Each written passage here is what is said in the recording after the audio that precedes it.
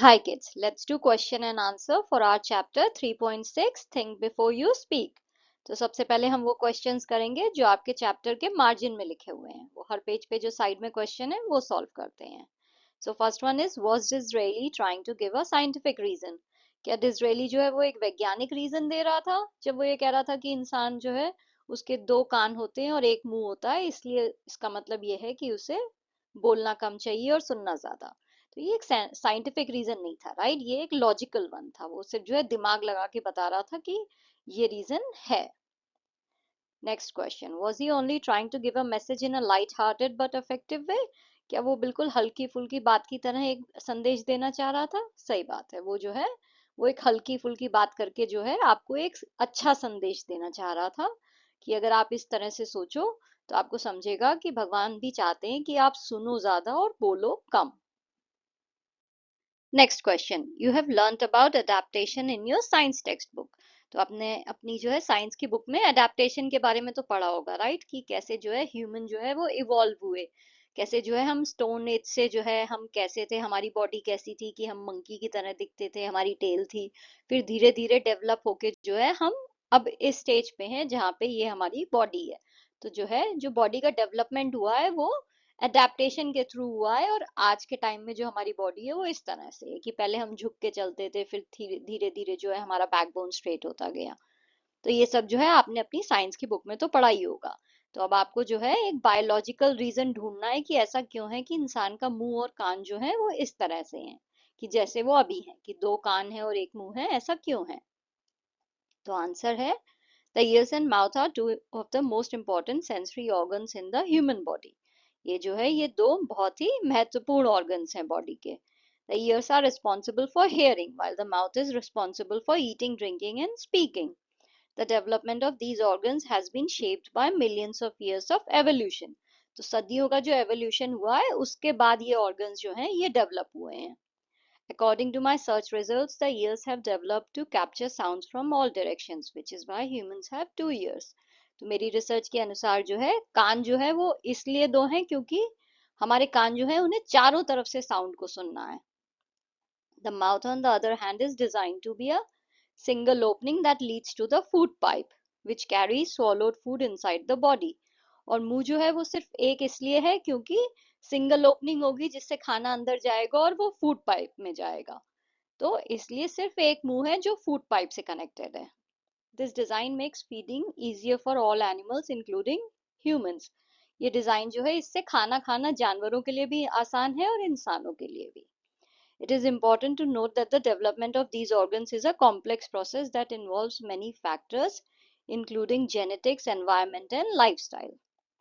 तो इस बात पे भी आपको ध्यान देना है कि ये जो हमारे ऑर्गन डेवलप हुए हैं इसमें बहुत सारी चीजों का हाथ है, सिर्फ एक चीज इसके लिए रिस्पॉन्सिबल नहीं है। जैसे कि जेनेटिक्स है, एनवायरनमेंट है, और हम कैसे जी रहे हैं। While there is no single answer to why the ears and mouth have developed the way they have evolved to meet the needs of humans and other animals. तो ऐसा कोई एक सिंपल सा जवाब तो नहीं है हमारे पास कि ऐसा क्यों है कि हमारे कान और मुंह इस तरह हैं, पर ये जो है ये धीरे धीरे इसलिए इवॉल्व हुए हैं कि जिससे हमारी जो जरूरतें हैं वो पूरी हो सके। तो अगर हमारे मुंह और कान आज इस समय जो है इस तरह से हैं तो वो इसलिए हैं क्योंकि ये हमारी जरूरतों को पूरा कर रहे हैं। Next question. Draw a diagram to show the coming in and going out of words in a human body. तो आपको एक डायग्राम बताना है जिससे आप दिखा सको कि इंसान की बॉडी में जो है कैसे शब्द अंदर जाते हैं और कैसे बाहर आते हैं। तो यहाँ पे जो है मैंने एक डायग्राम बनाया है। सबसे पहले तो ये फ्लो चार्ट है और ये डायग्राम है। तो सबसे पहले कहाँ जाते हैं वर्ड्स? कान में। फिर कान से वो जाते हैं ब्रेन में जहाँ पे वो प्रोसेस होते हैं। उसके बाद हमारा मुंह जो है वो उसका रिस्पॉन्स तैयार करता है, और फिर जो है हमारे मुंह से शब्द निकलते हैं जो बात हमने सुनी है उसके रिस्पॉन्स में। तो ये जो है ये उसका डायग्राम है। थिंक अबाउट इट, ये बातों के बारे में आपको सोचना है। पहला है, do you remember someone else speaking to you angrily without thinking. क्या आपको याद है कि किसी ने कभी आपसे गुस्से में बात की हो बिना सोचे समझे? Yes, I remember my brother speaking angrily to me once. तो मुझे याद है कि मेरे भाई ने एक बार मुझसे गुस्से में बात की थी। आप जो है इसमें जो भी आपको याद है या फिर नहीं ऐसा कभी नहीं हुआ है तो आप इसका जवाब नो भी दे सकते हो। What did you do on that occasion? Did you also speak angrily? आपने फिर उस समय क्या किया? क्या आपने भी गुस्से में बात की? I was very upset and burst into tears when he started speaking angrily. तो मैं जो है मैं बहुत अपसेट हो गई थी और मैं जो हूँ रोने लगी जब उसने गुस्से में बात की. I did not say anything in return as I was too hurt to say anything. मैंने उससे जो है उसके बदले में कुछ भी नहीं कहा क्योंकि मुझे बहुत ज्यादा बुरा लग रहा था, इसलिए मैं कुछ कह ही नहीं पाई. Discuss what you can do to control your anger. तो आपको ये चीज डिस्कस करनी है कि आप अपने गुस्से को काबू में रखने के लिए क्या कर सकते हैं. तो आंसर है anger is a feeling that everyone has. ये सबके अंदर होता है गुस्सा, right. Sometimes it can be hard to control but there are things you can do to help you manage your anger. Here are some tips. तो ये जो है ये थोड़ा डिफिकल्ट तो हो सकता है अपने गुस्से पे काबू करना, पर हम कुछ चीजें कर सकते हैं जिससे हम उसे जो है अपने काबू में रख सकें. तो कुछ टिप्स जो हैं वो ये हैं. सबसे पहले क्या है, take a break. If you feel yourself getting angry, take a break. अगर आपको लगे कि आपको गुस्सा आ रहा है तो एक ब्रेक ले लो. कहीं चले जाओ, कोई जोर जोर से सांसें लो, गहरी सांसें, और अपने आप को शांत करो. तो ऐसा करने से जो है आपका गुस्सा अपने आप चला जाएगा. Talk to someone. अगर आपको गुस्सा आ रहा है तो आप किसी से बात कर लो जिस पे आपको भरोसा हो. वो आपके पेरेंट हो सकते हैं, टीचर हो सकते हैं, या दोस्त हो सकते हैं. इससे क्या होगा कि आपके अंदर जो फीलिंग्स हैं वो धीरे धीरे आपको खुद ही समझ आएगा कि ये जो मुझे गुस्सा आ रहा है ये सही बात है या गलत बात है, और अगर आ भी रहा है तो मैं कैसे इसे कंट्रोल कर सकता हूँ. जब आप किसी से बात करोगे तो आपको खुद ही जो है अपने अंदर की बातें समझेंगी. Exercise. Exercise is a great way to reduce stress and anger. It can help you release tension and improve your mood. फिर चौथी टिप है थिंक बिफोर यू एक्ट. कुछ भी करने से पहले सोचो. तो अगर आपको गुस्सा आए तो आप 10 बार सोचो कि मुझे ये करना चाहिए, मैं इस पे कैसे रिएक्ट करूं, अगर मैंने कुछ किया तो उससे जो सिचुएशन है ये और खराब तो नहीं हो जाएगी. तो आपको जो भी करना है वो सोच समझ के करना है. Count to 10. अगर आपको बहुत गुस्सा आए तो 10 तक गिनती करो. इससे क्या होगा कि आपका दिमाग जो है वो गिनती में चला जाएगा और आप थोड़ा शांत हो जाओगे. Next is English workshop.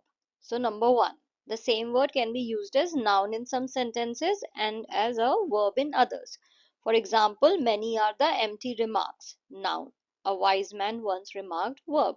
तो एक शब्द जो है आप उसे किसी सेंटेंस में नाउन की तरह भी यूज कर सकते हो और किसी और सेंटेंस में वर्ब की तरह भी.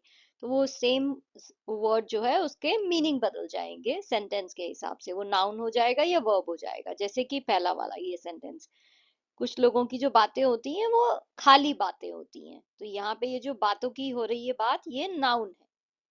और जो यहाँ पे वो बोल रहा है a wise man once remarked, एक बुद्धिमान पुरुष ने एक बार ऐसा कहा था. तो ये कहना क्या हुआ, ये वर्ब हो गया क्योंकि ये एक्शन की बात हो रही है. तो ये जो सेम वर्ड है रिमार्क जो है ये यहाँ पे नाउन है और यहाँ पे वर्ब है. तो आपको इन्होंने यहाँ पे कुछ वर्ड्स दिए हैं, आपको उनसे सेंटेंस बनाने हैं. एक सेंटेंस तो हो जिसमें वो नाउन की तरह यूज हो, और दूसरा क्या है जहाँ पे वो वर्ब की तरह यूज हो.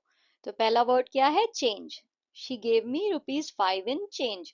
उसने मुझे जो है 5 रुपए दिए छुट्टे में. तो ये जो छुट्टे की बात हो रही है, जो चेंज की बात है यहाँ पे वो छुट्टे की बात हो रही है, आपको जब कोई खुले पैसे दे दे. तो ये जो है ये नाउन हो गया. यहाँ पे क्या है, लेट्स चेंज द सब्जेक्ट. हम ये टॉपिक बदल देते हैं. तो यहाँ पे जो है जब मैं बदलने की बात कर रही हूँ तो ये वर्ब हो गया क्योंकि मैं यहाँ पे एक्शन की बात कर रही हूँ. Show. There were some amazing new cars at the auto show. तो यहाँ पे शो जो है वो ऑटो शो है जो कि एक नाउन है. एंड यहाँ पे ये वर्ब है, I will show you how to make a paper airplane. मैं तुम्हें दिखाऊंगी. तो यहाँ पे क्या हो गया, ये एक्शन वर्ड हो गया, तो ये वर्ब है. Throw. She timed her throw so the ball reached the base when he did. तो उसने जो है अपनी थ्रो को, अपने जो उसने फेंकी गेंद जो है वो गेंद का जो फेंकना है, यहाँ पे वो नाउन की तरह उसकी बात हो रही है क्योंकि यहाँ पे वो थ्रो की बात हो रही है. और यहाँ पे क्या है, यहाँ पे वो बॉल फेंक रही है. तो यहाँ पे जो है ये वर्ब हो गया क्योंकि यहाँ पे जो फेंकने की बात हो रही है वो एक एक्शन की बात हो रही है, जबकि यहाँ पे ये जो थ्रो है ये उसका जो है जो वो थ्रो कर रही है. तो जैसे आपने देखा होगा थ्रो का एक गेम भी होता है जहाँ पे आप बॉल फेंकते हो. तो वो जो थ्रो है वो एक नाउन है, जबकि आप जब बॉल फेंक रहे हो तो वो एक्शन है. Return. We are looking forward to your return. तो हम जो है तुम्हारी वापसी को, हम उसका इंतजार कर रहे हैं तुम्हारी वापसी का. तो ये वापसी क्या है, ये नाउन है. He return from his trip last night. वो अपनी ट्रिप से वापस आया. ये क्या है, ये एक्शन है, तो this is verb. Benefit, there are many financial benefits to owning your own home. तो यहाँ पे नाउन है। Many patients will benefit from the new drug, उनको फायदा होगा। तो ये क्या है, ये एक्शन वर्ड है, यानी ये वर्ब है।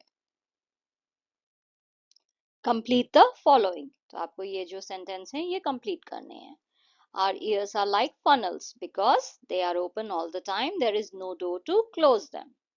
The two rows of teeth are like a fence because if you must speak even one single word, that word must pass through those two fences. The two lips are like a fence because before a word can be spoken, it must pass and pierce through these two walls. Harsh words are like scattered bits of paper carried away by the wind because once you have spoken the words aloud, it is very difficult to take them back. Write a brief summary of the story of the young man and his spiritual teacher, making the young man the narrator. तो आपको जो है ये कहानी जो आपको इस story में जो बताई गई है उस युवा इंसान और उसके धार्मिक गुरु की, ये कहानी जो है आपको संक्षेप में लिखनी है, छोटे में। और ये कहानी किसके पॉइंट ऑफ व्यू से होगी, उस युवा इंसान के पॉइंट ऑफ व्यू से। तो वो नरेटर है, वो कहानी बता रहा है। You may begin as given below, आपको ऐसे स्टार्ट करना है। I went quickly to my spiritual teacher for advice because I ran to my spiritual teacher in a hurry because I had said really mean things to my friend and hurt him a lot. I was scared our friendship was over. The wise teacher gave me a blank paper and a pen, telling me to write down all the mean stuff I had said. Then he made me tear the paper into tiny bits and throw them out of the window on a windy day. It was easy and the bits flew far away. But then he told me to go collect them from the street. I was shocked because it seemed impossible. I tried for a long time, but I couldn't get back a single piece. The teacher explained that it's like our words. Once we say them, it's hard to take them back. So he taught me a big lesson. Think before speaking in anger. It made me realize how important it is to be careful with our words so we don't mess up our relationships.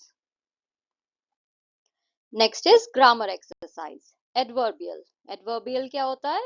Adverbial is something that is used as an adverb. कोई चीज जो है वो adverb की तरह use हो तो उसे कहते हैं एडवर्बियल।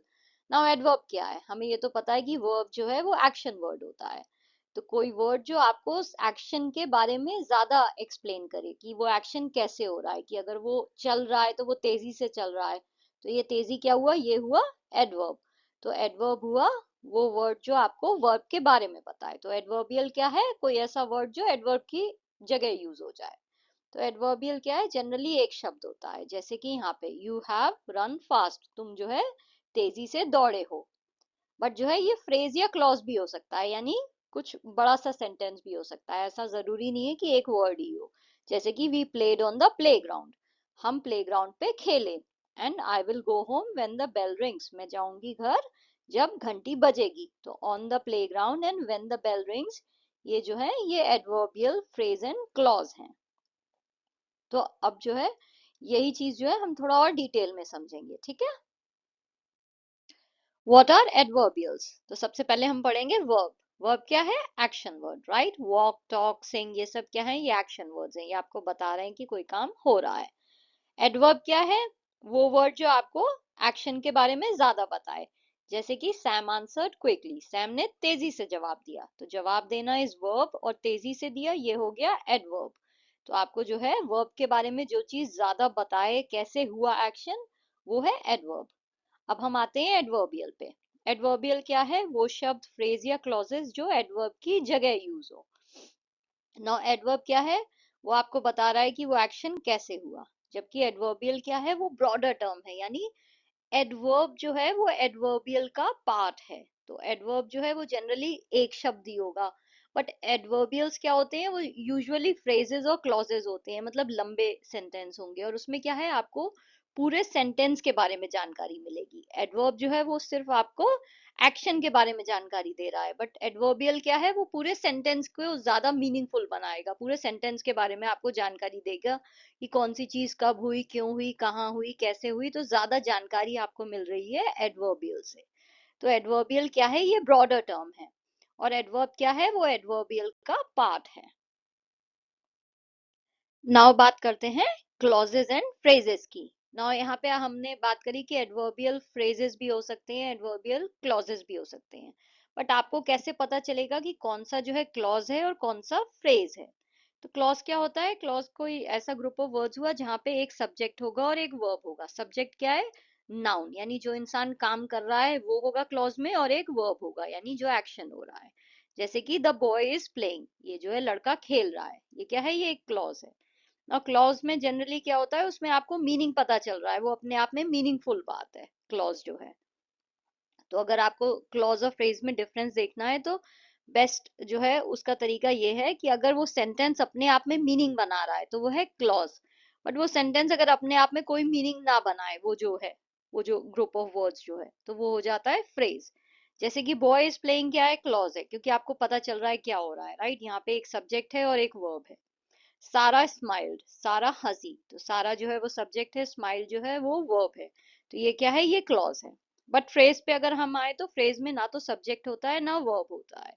जैसे कि ऑन द वॉल, दीवार के ऊपर, पानी के अंदर, आसमान में, तो ये सब क्या है? ये फ्रेज हैं। इसमें कोई सेंटेंस का आपको मतलब नहीं पता चल रहा है, राइट? मैं कह दूं किसी से दीवार के ऊपर, तो इसका क्या मतलब हुआ, राइट? इसका कोई मतलब नहीं हुआ ना, अपने आप में ये सेंटेंस अपने आप में कंप्लीट नहीं है, ये जो ग्रुप ऑफ वर्ड्स है।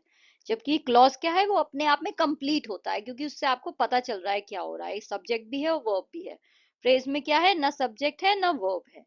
तो आपको ऐसे पता चलेगा कि वो जो है वो एडवर्बियल फ्रेज है या क्लॉज है। अगर क्लॉज है तो अपने आप में वो सेंस बनाएगा, बट अगर वो फ्रेज हुआ तो वहां पे कोई सेंस नहीं होगा, अपने आप में उसका सेंटेंस में होगा, बट अगर आप उसे अलग से पढ़ोगे तो उसका कोई मीनिंग नहीं होगा। ना ऐसा भी हो सकता है कि एक सेंटेंस हो जिसमें क्लॉज भी हो और फ्रेज भी हो, जैसे कि ये he is playing in the field. यहाँ पे ही इज प्लेइंग क्या है? क्लॉज है, राइट? क्योंकि यहाँ पे सब्जेक्ट भी है और वर्ब भी है। ही जो है वो सब्जेक्ट है और प्लेइंग क्या है? वर्ब है। इन द फील्ड क्या है? ये फ्रेज है, यानी खेतों के बीच में। अब हमें नहीं पता कि ये जो है यहाँ पे ना तो कोई सब्जेक्ट है ना कोई वर्ब है, सिर्फ इतना बताया जा रहा है कि खेतों के बीच में। तो इसका मतलब क्या हुआ? ये एक फ्रेज है, क्योंकि यहाँ पे ये अपने आप में एक तो सेंस नहीं बता रहा है, और दूसरा ना यहाँ पे सब्जेक्ट है ना वर्ब है। जबकि ये जो है ही इज प्लेइंग, यहाँ पे सब्जेक्ट भी है और वर्ब भी है। तो क्लॉज और फ्रेज जो है वो साथ में एग्जिस्ट कर सकते हैं एक ही सेंटेंस में, बट डिफरेंस क्या होगा? क्लॉज में जो है सब्जेक्ट भी होगा और वर्ब भी होगा, और फ्रेज में जो है सब्जेक्ट और वर्ब दोनों नहीं होंगे। What are adverbial phrases and adverbial clauses? तो अब ये दोनों चीजें क्या है? एडवर्बियल फ्रेज और एडवर्बियल क्लॉज। एडवर्बियल फ्रेज और एडवर्बियल क्लॉज जो है वो ग्रुप ऑफ वर्ड्स हैं जो आपको बताएंगे कब, कहाँ, कैसे और क्यों जो है एक्शन हुआ। तो किसी भी सेंटेंस में जो है जो एक्शन हो रहा है वो कब हुआ, कैसे हुआ, कहाँ हुआ, क्यों हुआ, इन सब सवालों का जवाब आपको जिस चीज से मिले वो है एडवर्बियल फ्रेज या एडवर्बियल क्लॉज। एंड फ्रेज और क्लॉज का डिफरेंस मैं आपको बता चुकी हूँ कि क्लॉजेस क्या है? जहाँ पे एक सब्जेक्ट और वर्ब हो, वो हुआ क्लॉज। और फ्रेज वो हुआ जहाँ पे जो है ना सब्जेक्ट है ना वर्ब है, तो अपने आप में सेंस नहीं बनाएगा फ्रेज। क्लॉज जो है अपने आप में सेंस बनाएगा। Thank you for watching. If you liked the video, please like, share and subscribe the channel. Thank you.